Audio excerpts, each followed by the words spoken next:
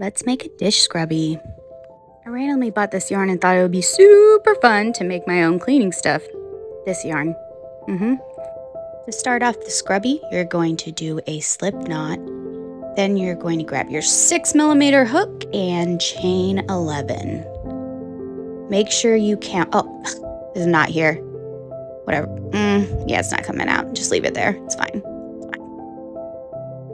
All right, back to the chain 11. Make sure you count. I don't know about you, but I can't. I can see the stitches a little bit there. Okay, so we're gonna start off with half double crochet.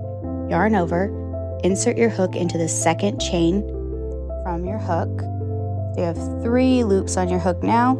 Yarn over, pull through 3 loops, all of them, yep. And then yarn over, do it again. Next chain, put your hook in, pull up a loop, pull through 3 loops.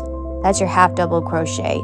Finish that all the way across. And again, you probably want to keep counting because going back and counting how many stitches you did, not gonna work. There's the first row. Oh, there's the knot. Can't even tell, whatevs. Chain 1 and turn. For row 2, you're going to half double crochet 10 times, all the way across. And it's gonna look like that. You're just gonna keep repeating this. And I don't actually know if I did 10 stitches in every single row. I literally couldn't see what I was doing. Look how far over to the left I am. My head is like 2 inches from this, trying to see where my stitches were. Like, who came up with this? All right, there's 6 rows. I thought one more row would be good, so I did 7.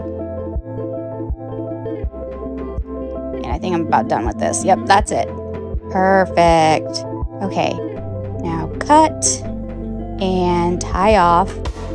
And get that yarn needle out and have fun threading that. I sped this up, but it took me forever.